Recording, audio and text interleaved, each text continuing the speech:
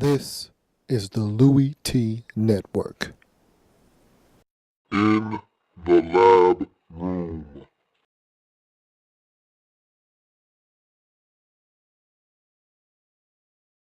Yes. Welcome to the Lab Room. I'm your host, Lou. Thank you for joining me. It is Wednesday, and you know how much I love Wednesdays because I get to break down my pick 'em weekly from the previous week, and I get to start to look forward to week number 7. So let's talk about what I was able to accomplish last week. Again, very disappointed in my performance. And let's see how many games I lost. Let's run down the slate of games. Mentally, I'll run down the list of games and try to figure out how many of these I lost over the week. And I dropped Carolina. I didn't have confidence enough in Carolina to go into Minnesota.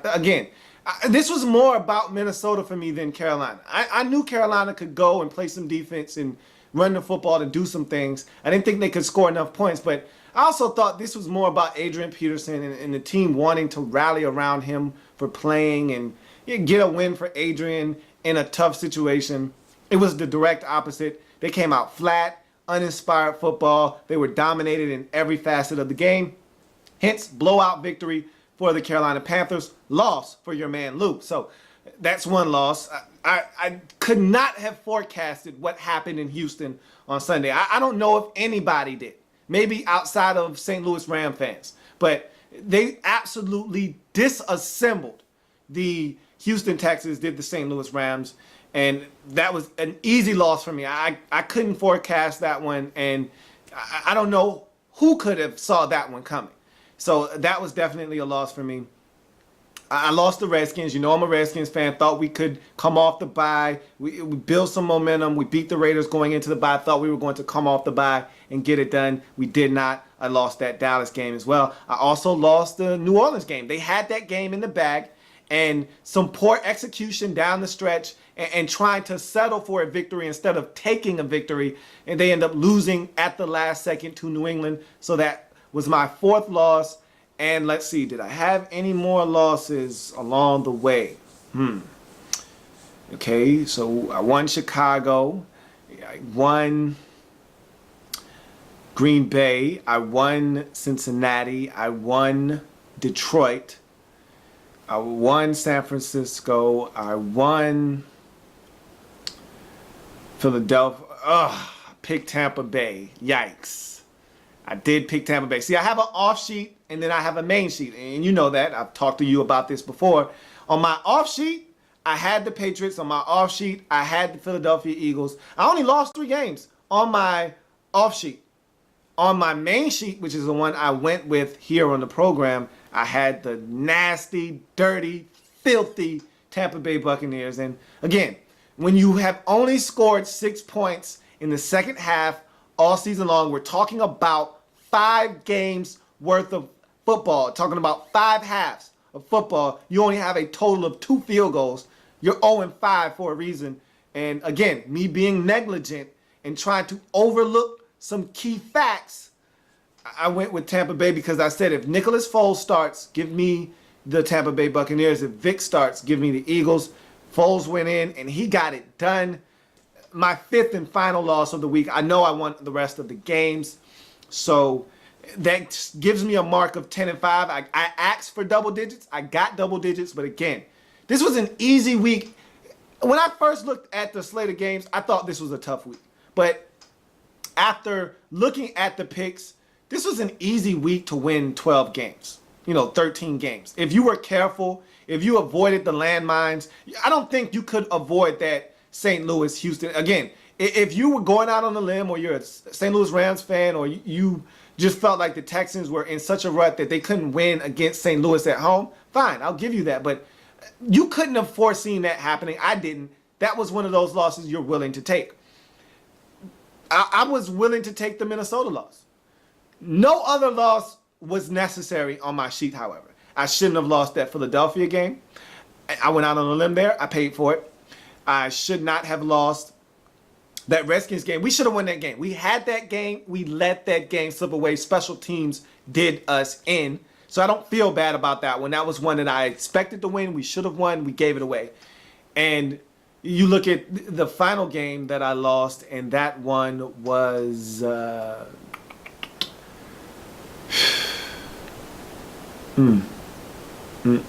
hate losing. I really do. I hate losing.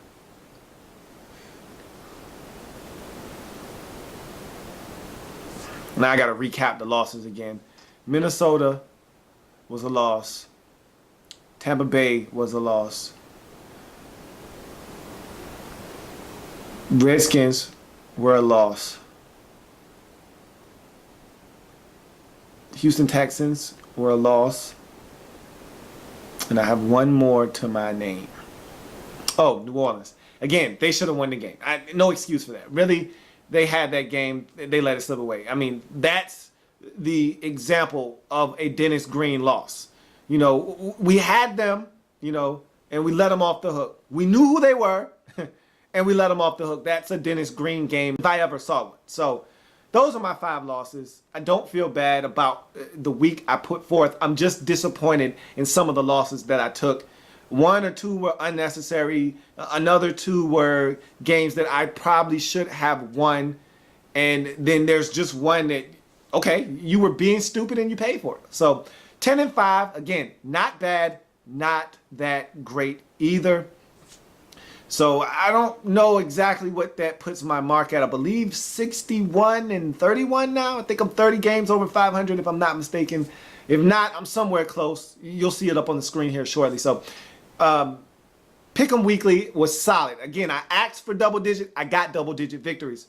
But I need to be greedy now. It's time to be greedy. It's time for me to start eating. It's time to start eating, okay? It's time to win 12, 13 games. You're going to have teams on bye weeks now. You're going to be missing a game or 2. Last week we were only missing 1 game. The week previous we were missing 2 games. You're going to start missing 2 or 3 games or 1 game off the slate. It's time for me to step up and go 13-2. Go 12-3. It's time for me to step up and go 12-2.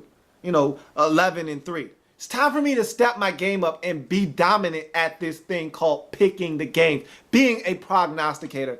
I'm looking to start that in week number 7. So, now that I've gotten that out of the way, it's time to move forward to week number 7. Out with the old, in with the new. And so, now we're looking to see who the sole survivor of week number 7 will be. And so, here to break down what you should be looking for in picking your sole survivor. You know how this goes. It's fast-paced. It's in your face. It's in the lab room's sole survivor for week number 7. Everyone can pick, but only one can win. Are you The Soul Survivor! So without any further ado, here we go. So you start on Thursday Night Football. It's family business. I just talked about this yesterday about not knowing who the Arizona Cardinals are. They're hosting the Seattle Seahawks, the division-leading Seattle Seahawks.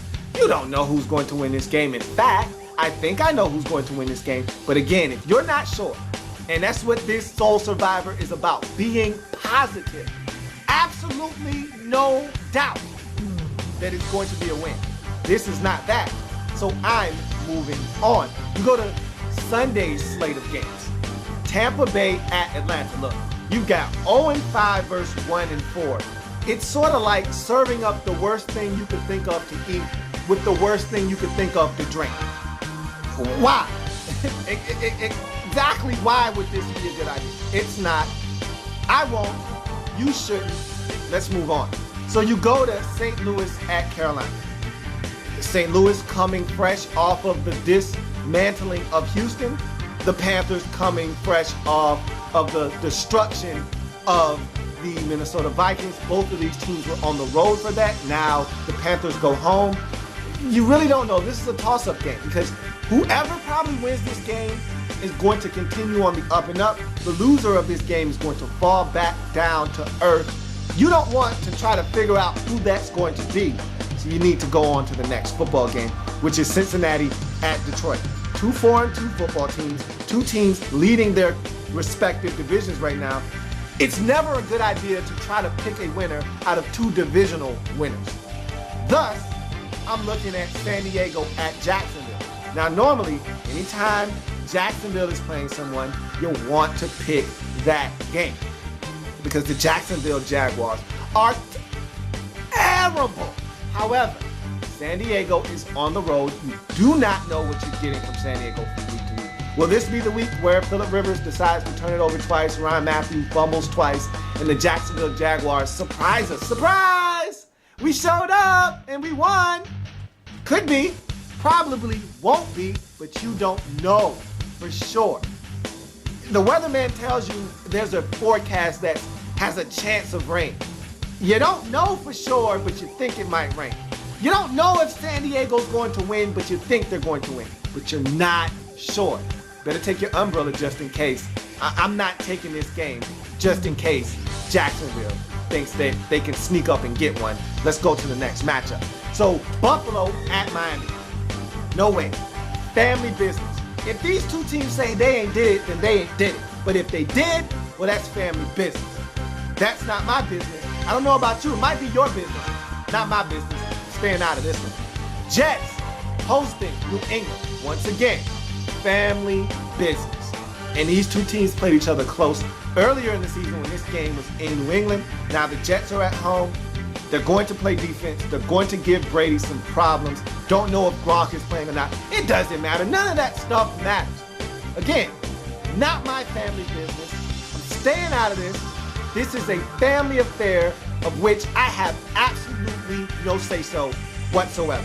So I move on to Dallas at Philadelphia. This is my family business. Once again, it is family business. I know about this all too well. And by knowing about this all too well, I know not to pick this football game because I know that these two teams can beat each other.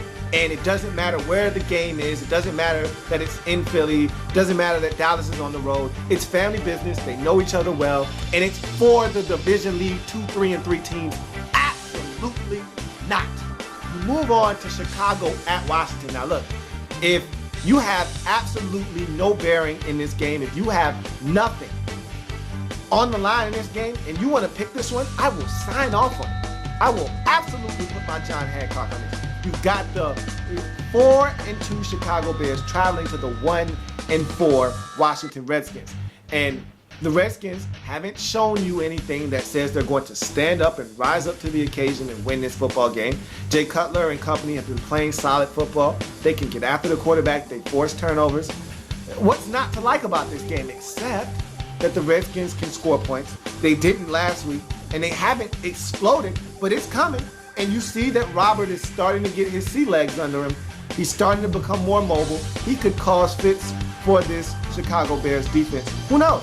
This could be the game the Redskins show up and start playing better football. You're not certain about this win. Maybe you are. If you are, if you're 110% certain that the Bears are going to get it done on the road, you know how I am about road games. You know how I am about family business. I'm not doing this because it doesn't make enough sense to me when there's a better game on the slate. But if you want to do this, I just caution you. The Bears are on the road. They're not a dominant football team. Be careful. But if you want me to sign off on it, I'll sign off on it and I'll let you turn in the permission slip. But be careful. I'm warning. But I'm moving on. This isn't my pick. If it's your pick, good luck. But it's not my pick. So I'm going on to Tennessee at San Francisco. Defense, defense, and more defense. No, no, no, no, and no. San Francisco has not been dominant. Colin Kaepernick has not been dominant. Tennessee Titans have not been dominant. Tennessee Titans aren't 100%. They don't have Jake Locker, but they are at home. They do play a very physical brand of football with a very good defense to back it up. So do the San Francisco 49ers. You put these two defenses on the field against each other and do not ask me who's going to come out the victor. So if you want to decide who's going to be a winner here, be my guest. I won't partake in it at all. I'm moving on to the next matchup. The next matchup pits the Cleveland Browns on the road versus the Green Bay Packers. Look, for many of you, this is where the ride stops. This is where you go, hey, this is it right here. This is it.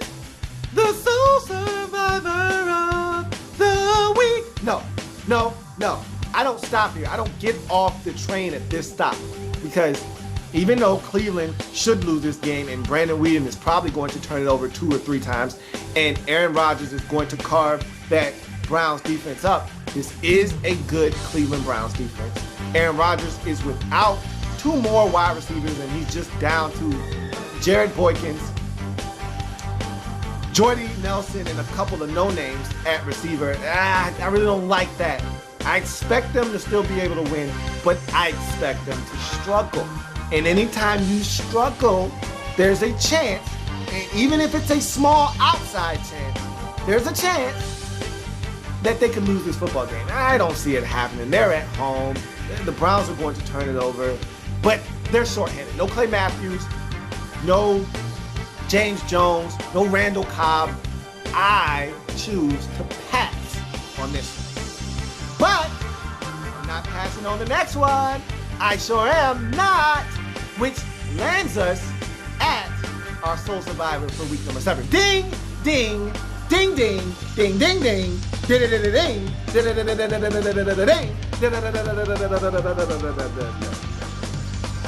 hey, Kansas City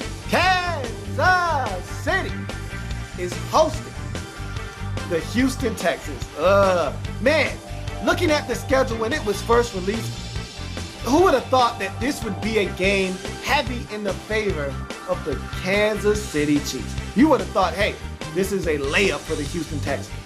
But it's the other way around. 6-0 Kansas City Chiefs looking to notch their 7th in a row versus a struggling, a downtrodden Houston Texans football team that is searching for any answer that you can find. They have a banged up starting QB who stinks anyway. You don't want to turn this thing over to Tyler Jonathan Gates. And you don't want to turn it over to a guy that you don't know about in Case Keenum. What do? I tell you what you do. You get your brains beat in by a dominant defense in the Kansas City Chiefs. You get your quarterback sacked about 5 or 6 times. He fumbles once or twice. He throws another 2 picks, and you get blown out of Arrowhead. That's what you do when your team is in disarray the way the Houston Texans are. And so, this one's easy for me. It's nothing to think about. I'm pulling the trigger on this one. Give me the Kansas City Chiefs at home to take their record to 7-0 over the lifeless Houston Texans. That's my Soul Survivor of week number 7, but I'm not done. Just in case you think there's a better option, I'll keep moving on. I'll keep moving on to the next game, which sees us go to Pittsburgh. Baltimore Ravens going to Pittsburgh. Really? Family business. Now look, it's not the same as it usually is. This isn't 4-2 Baltimore taking on 5-1 Pittsburgh like we're used to. But it's still Baltimore and Pittsburgh. It's still family business. It's still grimy and gritty and nasty. And it's still a game I'm not going to go near. I got my hands nice and clean. I'm not getting them dirty with this nasty rivalry. Moving on. So you go to Denver and Indy. Need I say anymore? Peyton's going home. I'm coming home. He's going home to play against the Colts. Jim Irsay has ran his trap once again. A little bit more incentive for the already dangerous and explosive Denver Broncos. And this doesn't make any sense. Psychologically, if you're thinking about making a pick here, you need to wash your face because this game doesn't make any sense to pick. And so, going on to Monday night, where you find the Minnesota Vikings taking on the New York Giants. You're looking at 1-4 versus 0-6. You're looking at yikes versus wowzers. Absolutely not. Unacceptable to even talk about this game, so I won't.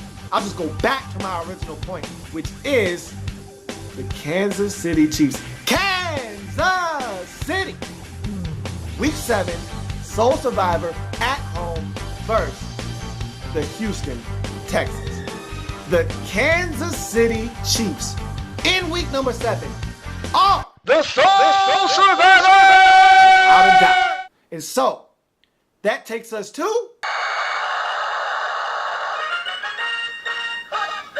time to tack on this quick extra point.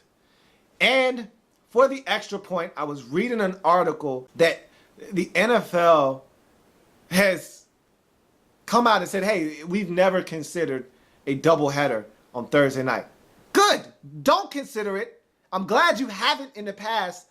Do me a favor. Don't do that in the future either. One game's enough, okay?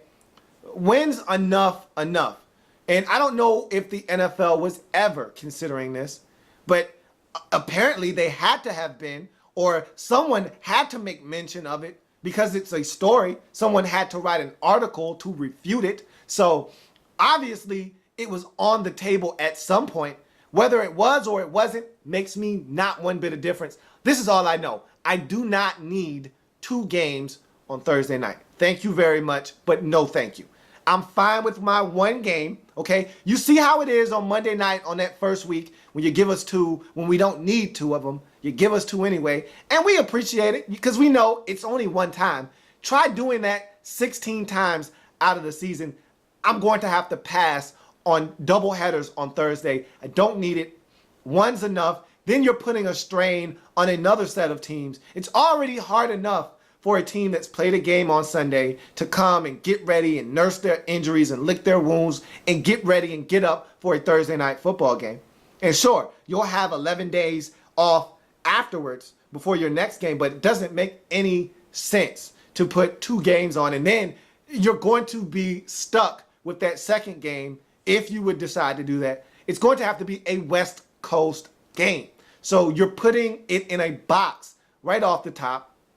And so if it was never in the works, keep it that way. I do not need a second Thursday night football game. And so I thank you for joining me here on the Wednesday edition of In the Lab Room. Come back and see me on Thursday when I preview the Thursday night football game. And it's going to be a dandy. Arizona Cardinals hosting the NFC West leading Seattle Seahawks. So I'll break that down on Thursday, and I'll come back with a few other topics. I'll see you then. If it happens in the National Football League, whether big or small, we cover it all here in the Lab Room. See you on Thursday.